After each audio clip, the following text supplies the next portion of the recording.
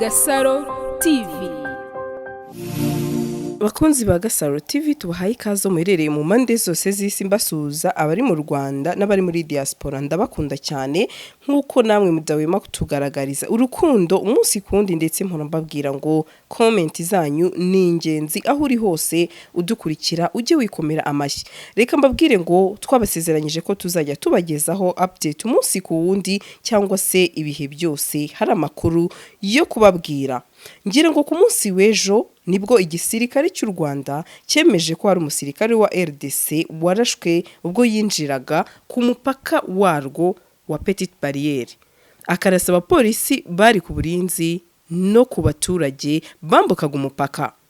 Navuga ngo rero nubwo itangazo ryashyizwe ahagaragara rivuga ko ahagana saa 2:45 z'igitondo umusirikare wa FARDC utaratangajwe amazina ye yinjiye ku mupaka arasa ku nzego z'umutekano z'u Rwanda no ku baturage bambukaga umupaka. Ndetse rikomeza rigira riti yakomerekeje abapolisi b'u Rwanda babiri mu kwitabara umupolisi w'u Rwanda wari ku mazi yirwanyeho nawe ararasa arengera abasivili bambukaga umupaka n'abakozi bo ku mupaka. Umusirikare wa Kongo rero yarageze muri metero 25 ku butaka bw'u Rwanda. Benshi rero ni ibintu byabateye ubwoba ndetse nkuko muri gukomeza mwumva kuri aka video karimo aho abaturage bari kuvuga bati rwose turabinginze ni mudutabari. Navuga ngo rero uwo musirikare wa Kongo yahise agwa aho ngaho. Nuko mubibona rero murabona ko noneho ibintu byamaze guhindura isura, ibintu byamaze kuba bibi kurushaho ndetse n'abaturage aho uri kuganira n'umuntu utuye ku Gisenyi akakubwira ati aho bigeze noneho natwe dufite ubwoba. Kuri ubu rero murabona ama video agenda anyura muri iyi nkuru ndi gusoma ibintu byamaze gutera ubwoba aho noneho bimaze gufata urundi rwego aho hajemo noneho ubunyamaswa.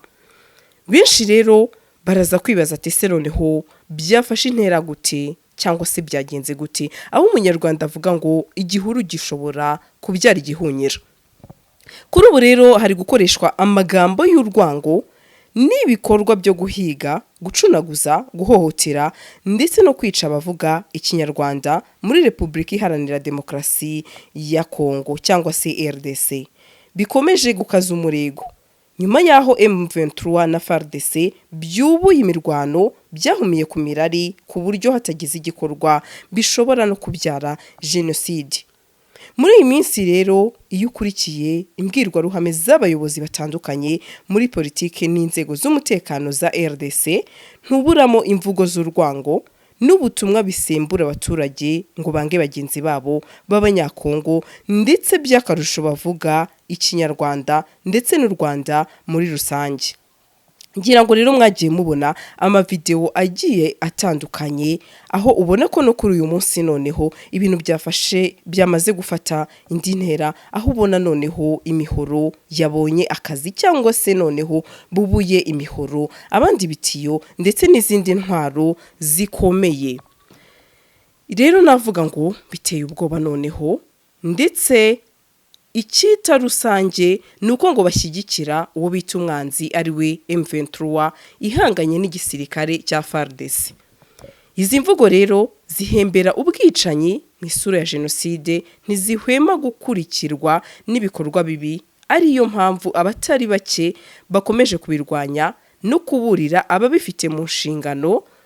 Navuga ngo bagire icyo bakora ngo hati byabaye mu Rwanda bitimukira muri RDC. Rero ndagira ngo hambere aha umupolisi mukuru yarihanukiriye, ngira ngo mwabibonye mu minsi yashize, asaba abaturage gufata imihoro bakarwanya abanzi babo.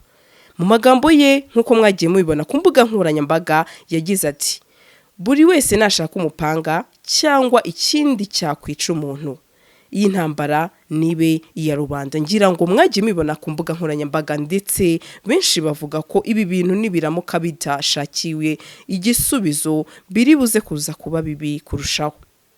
Uwavuga ko ubu witwa umututsi cyangwa usa nabo afite ibyago muri RDC ntiyababeshye. ku mbuga nkoranyambaga guhiga abatutsi bose niyo ntero. Ikibabaje cyane nuko himitswe umuco wo kudahana kubabikora. Navuga ngo ejo bundi ngira ngo mwagiye mubona bamwe mu basirikare ba Kongo, navuga ngo babarizwa mu rubyiruko rw'ishyaka UDPS rya Perezida Tshisekedi ari ahitwa Parlement Debout. Yareruye ahamagarira abaturage kwica abatutsi no guhiga uwo ari we wese ufite izuru rirerire. Ari cyo kintu noneho kugeza kuri uyu munsi kimaze gufata indi ntera, ndetse bikaba bimaze kuba bibi cyane kurushaho kugeza kuri uyu munsi, aho abanyarwanda bari muri Kongo bari kwicwa urupfu rubi ndetse ruteye agahinda. Bamwe bari gutwikwa, abandi noneho kugeza kuri uyu munsi abageze mu Rwanda bari kukubwira ko n'amaduka yabo cyangwa se abari bafite ibikorwa hariya noneho kugeza kuri ubu ngubu nabyo bikomeje kugenda bitwikwa kubera ko ari abanyarwanda. Benshi rero ni ibintu byateye ubwoba, ndetse natwe twese turimo. Nzi neza ko ibi bintu nibiramuka bitabonewe igisubizo, ibintu biraza gufata indi ntera. Navuga ngo rero hari uwitwa Makolomabele ati nilotiki cyangwa se abavamahanga, ati nta mwanya bafite mu Babantu. Buri mu Bantu agomba kwica nibura nilotike umwe mu buzima bwe. Ayo magambo rero mwakomeje mugenda muyumva, ndetse akaba ari amagambo asa neza n'ayakoreshejwe na Leo Mugesera avuga ko abatutsi bazasubizwa iyo baturutse. Umwe mu baturage ati umutekano wacu ntabwo umeze neza, batuziza u Rwanda, batuziza M23 kandi tutayizi, tudakorana, tutari abanyarwanda, turi abanyekongo kimwe n'abandi.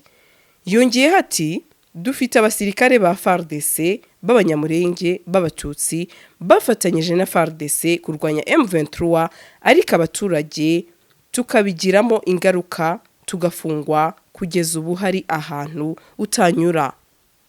Navuga ngo rero ni ibintu biteye agahinda, ni ibintu biteye ubwoba, ndetse navuga ngo nukuri niduhaguruke dusengere abanyarwanda bari muri Kongo ndetse n'abandi bari kugirwaho ingaruka. Navuga ngo nibi biri kubera muri iki gihugu cya Kongo biteye ubwoba, ndetse navuga ngo ni kuri birababaje cyane, kuko kuri uyu munsi n'abari ku Gisenyi bari kukubwira bati nukuri dufite ubwoba cyane kuri ibi bikomeje kubaho. Rero amagambo abibirwango muri RDC si mashya, kuko mu 1998 amagambo mabi yo kuvuga ngo nimuteme mushaka abantu bafite amazuru, mushaka ibyonnyi, yavuzwe n'uwari minister w'ububanyi n'amahanga wa RDC, ndetse yakurikiwe no gutwika abantu no kubajugunya mu migezi ikinshasa n'ahandi. Navuga ngo rero ibintu noneho bimaze gufata indi ntera, bikomeje kuzamba cyangwa se bikomeje kuba bibi kurushaho. Rero ngira ngo ejo mwabonye Goma 24 handikwa ati Operation Long Nose, let's find all Tutsi. He's called Jill, member of UDPS. Hanyuma he is giving addresses of Tutsis in Kinshasa. He is known for calling people to kill Tutsi, but he has never been arrested. Nukuri murabona ko ni ibintu biteye ubwoba cyane, ni ibintu bibabaje, ndetse ntabwo nareka kuvuga ngo menshi bafite ubwoba bw'ibi bintu biri kubaho, ndetse mvuga ko ibi bintu nibidahagarikwa cyangwa se nibitagira icyo bikorwaho, benshi baraza kubigenderamo n'ubundi, nk'uko abanyarwanda benshi bakomeje gupfira muri iki gihugu cya Kongo. Navuga ngo rero nukuri twizeye Imana cyangwa se turayiringiye iragira ikikora, kuko ibi bintu noneho aho bigeze bimaze kuba bibi kurushaho. Navuga ngo rero murakomeza mubona izi video zigiye zitandukanye, murabona ko noneho ibintu bimaze kuba birebire cyangwa se bimaze gukabya. Nkuko mubibona murabona ko ari n'abantu noneho bakomeje kugenda batwikwa kubera ko ari abanyarwanda. Ndetse mbibutsa ko murabizi neza ko ku munsi w'ejo uwo no musirikare warashwe ayaje mu Rwanda kuba yarasa abanyarwanda cyangwa se abapolisi b'u Rwanda ndetse n'abasivile, umurambo we ukaba wasubiye muri Kongo. Ndetse navuga ngo nukuri Imana ni ugutabara. Murabona ko benshi bakomeje gufata abantu bakabica urubozo, abandi bakabatwika. Murabona ko imihanda iruzuye, ibintu byabaye bibi kurushaho, ibintu byadogereye ndetse byamaze gufata indi ntera. Urabona ko rwose abanyarwanda bari guhunga biruka cyane, ubona ko noneho umutekano wabo uri mu kangaratete, ubona ko noneho no kuri moto umuntu bari kumuhubuzaho bakamukuraho. Navuga ngo ibiri gukorerwa ababyeyi, ngira ngo bamwe muri mwe mwabonye amafoto acicikana, ntifuje kuba nashyira muri iyi nkuru ndi gusoma, cyane ko burya umubyeyi, umudamu ni umuntu wo guhabwa agaciro. Ariko niba ufashe umubyeyi, yavamo mama wawe, yavamo tante wawe cyangwa se undi muntu, ukamufata ukamushyira ku karubanda ukamwambika ubusa ukamukubita, ni ibintu biteye agahinda. Navuga ngo ndi kuyisoma nkumva nshishije urumeza, nkurikije amafoto y'ababyeyi nagiye mbona ku mbuga nkoranyambaga, kubera yuko bavuga ikinyarwanda cyangwa se kubera ko baba ari abanyarwanda. Nukuri ibi bintu birababaje. Navuga ngo si umuntu n'ubunyamaswa, ndetse benshi bavuga ati nukuri mutubabarire UN gira icyo yakora, kuko ibi bintu birakabije. Nukuri reka mvuge ngo turakomeza tubakurikiranire ano makuru, ndetse mvuga ngo ibi bintu biteye ubwoba, ni ugusenga cyane, kuko noneho byaba bigiye gufata indi ntera. Niba koko hajemo n'iby'amoko, noneho ibintu byaba bigiye kuba bibi kurushaho. Ngira ngo rero umutwe w'inyeshyamba za M23 watangaje ko wahanuye indege ya kajugujugu y'intambara y'igisirikare cya FARDC, ndetse M23 ivuga ko yashwanyaguje izi ndege ya FARDC yifashishije imbunda zo mu bwoko bwa RPG-7, ikaba yarahanukiye mu bice bya Kabindi na Cengerero. Rero navuga ngo ni ukuri biteye ubwoba, ndetse itangazo ryashyizweho umukono n'umuvugizi wa M23 Meja Wilingoma rigira riti: turaburira ubumwe bwa FARDC, FDLR na Maimai ko twiteguye kurwanira ibirindiro byacu. M23 isoza ivuga ko ikomeje kwifuza ko ibibazo byakemuka hifashishijwe inzira z'ibiganiro. Navuga ngo rero muri kubibona bikomeje kugenda biba bibi kurushaho, ndetse amagambo y'urwango n'ibikorwa byo guhiga no gucunaguza cyangwa se guhohotera abavuga ikinyarwanda muri Kongo bikomeje kuba ibindi bindi, cyangwa se bikomeje gukaza umurego muri iki gihugu.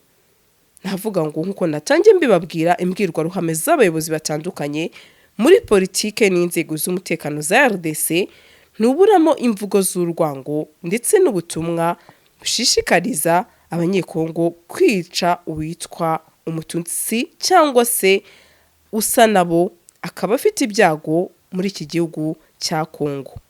Nukuri navuga ngo birakabije, birababaje ndetse biteye n'agahinda. Reka mbabwire ngo rero nkuko muri gukomeza mubibona muri izi video, ibintu byamaze kuba bibi kurushaho, byamaze kuzamba. Mureke dusengere uwitwa umunyarwanda wese, aho benshi ndetse kuri uyu munsi ibikorwa byabo byamaze kwangirika cyangwa se byamazwe gukubitwamo amasasu n'ibindi bitandukanye kubera ko ari umunyarwanda. Reka mbabwire ngo nka Sandra ndakomeza mbagezaho update umunsi kundi, ndetse nibiba ngombwa ngewe nzigira kuri tele mbazanire amakuru yimbitse cyangwa se amakuru agaragara ese ubuzima uyu munsi umuntu wo ku Gisenyi abayeho ariyumva gute, ameze gute. Reka mbabwire ngo twese dusengere hamwe, ndetse dusengere buri muntu wese uri muri iki gihugu uri kugerwaho ingaruka nibi biri kuba muri iki gihugu cya Kongo. Reka mbabwire ngo giye twari turi muri iyi nkuru, ni Sandra nk'ibisanzwe, ciao, mbabwira ngo nakagaruka tubagezaho andi makuru. Bye.